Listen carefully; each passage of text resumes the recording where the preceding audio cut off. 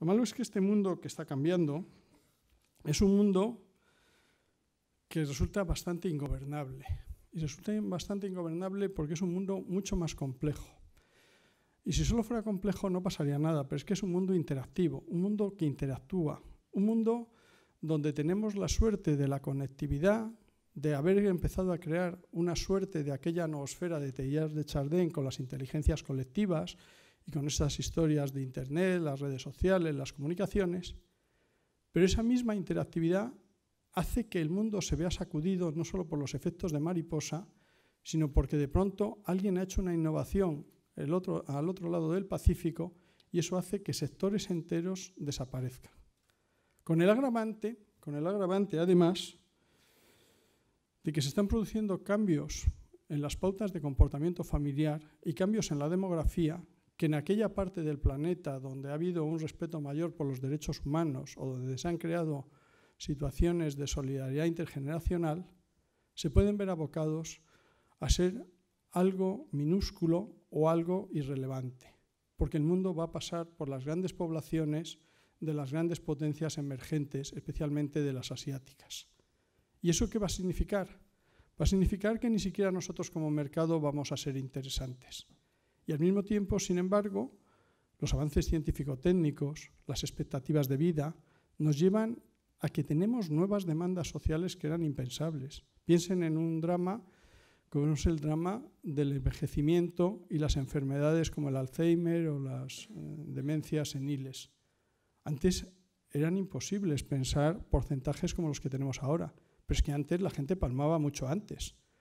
Antes, cuando la gente moría a los 60 años o a los 58, no había lugar a debate sobre si la pensión tiene que empezar a cobrarse a los 67, porque la gente no llegaba. Antes no teníamos los problemas del estado del bienestar, pero ahora tenemos esos problemas y tenemos problemas de unas sociedades que sorprendentemente tienen nuevas demandas, han descubierto nuevos derechos, han descubierto que se pueden proveer sanidad a todas las poblaciones o educación a todas las poblaciones y lo que ocurre es que no tenemos recursos y no tenemos ideas y al mismo tiempo está cambiando y a lo mejor tenemos algunos sectores que tendríamos que corregir. Por lo tanto, nos encontramos con que los fines se nos multiplican y los recursos nos escasean.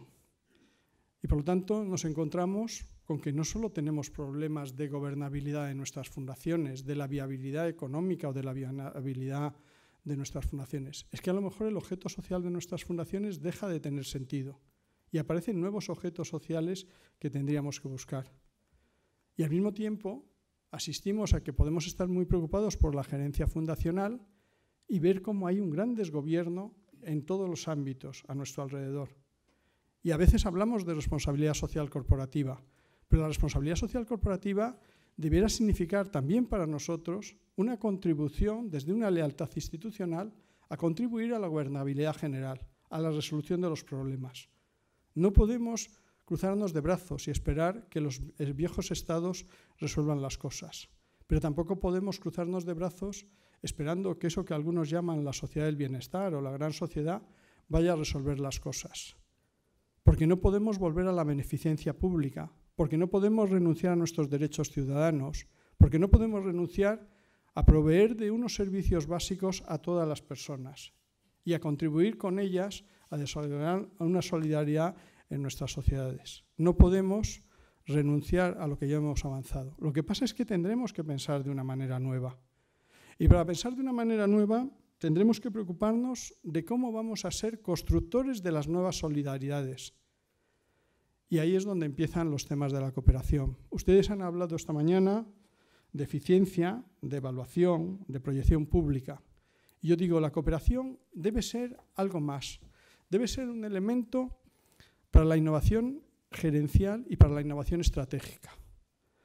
Porque cuando los recursos de nuestras propias pequeñas organizaciones no funcionan, no llegan, nosotros tenemos que idear, de alguna manera, mecanismos que provean de recursos. Pero sobre todo, nos debe dar pie el proceso de cooperación a hacer una reflexión, una introspección. Curiosamente, cuando miremos hacia el exterior para ver con quién cooperamos, convendría que empezáramos mirando para ver desde dónde podemos cooperar.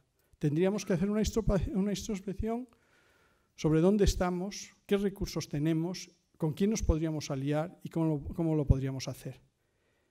Y en el dónde estamos sería bueno que nos planteáramos unas viejas preguntas que se preguntaba Peter Drucker, porque claro, ahora volvemos a hablar de la gerencia de las instituciones no lucrativas. Esto es un clásico de hace 15 años. Yo creo recordar que fue una de las...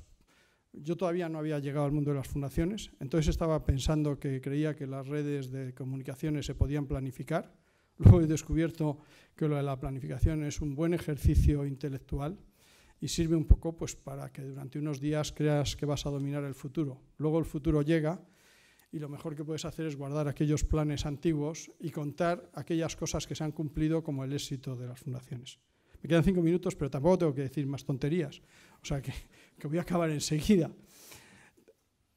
En esos momentos, esa introspección, y esa introspección que pide Peter Drucker, a veces es preguntarnos si lo que yo estoy haciendo no lo está haciendo más gente.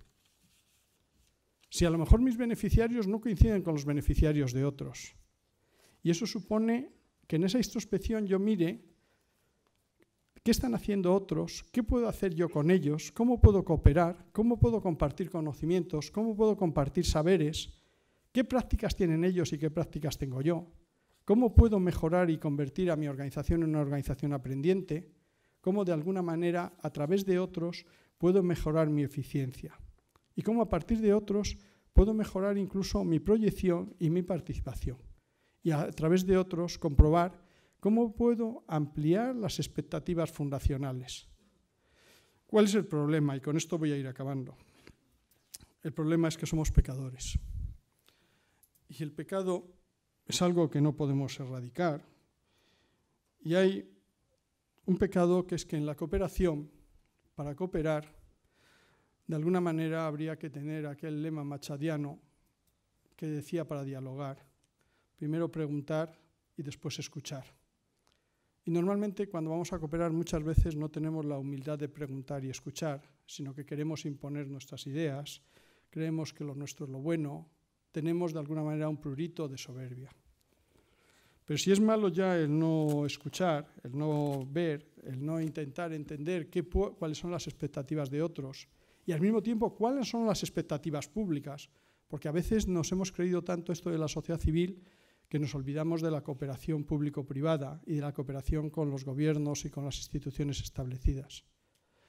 Entonces, en nuestro pecado de soberbia muchas veces no nos avenimos a compartir conocimientos y a compartir saberes. En un mundo, además, que la virtualidad, el tema este de las redes sociales, de Internet, nos permitiría extender mucho más fácil el conocimiento, ver nuevas prácticas, pedir nuevos apoyos, desarrollar instituciones virtuales. Y entonces muchas veces descubrimos, cuando hacemos esta introspección, que incluso la cooperación no la practicamos dentro. Yo siento no haberme traído, pero si alguno tiene interés, en que una de las cosas que es fundamental para poder cooperar es tener la sensación de que todos estamos en el mismo barco y todos somos unos marineros sin graduación. Porque si no, la tentación que tenemos, y sobre todo si insistimos mucho a veces en los temas del liderazgo, es construir liderazgos muy jerárquicos. Yo recuerdo un viejo chiste de un dibujante, de Quino, que yo incluía a veces en las charlas sobre intentar integrar a la gente en los procesos de planificación, y era que había un psiquiatra o un psicólogo de empresa hablando con un obrero y le estaba diciendo: aquí es que todos somos iguales, todos estamos en la empresa, estamos al mismo nivel, tenemos que trabajar juntos. Y en la siguiente viñeta el obrero decía sí, y en la siguiente el psicólogo decía sí, doctor. Pues exactamente, ese recalcar las gradaciones es una de las cosas que podemos evitar. En segundo lugar, es que el problema que tenemos es la vanidad. Normalmente todos queremos salir en la foto en el centro. Y a veces cuando queremos cooperar, queremos ser nosotros los que cooperan con nosotros y no que cooperamos con otros. Queremos de alguna manera no ir en pos de los intereses generales y los intereses compartidos. Queremos ir a potenciar la proyección pública de mi idea o de mi institución.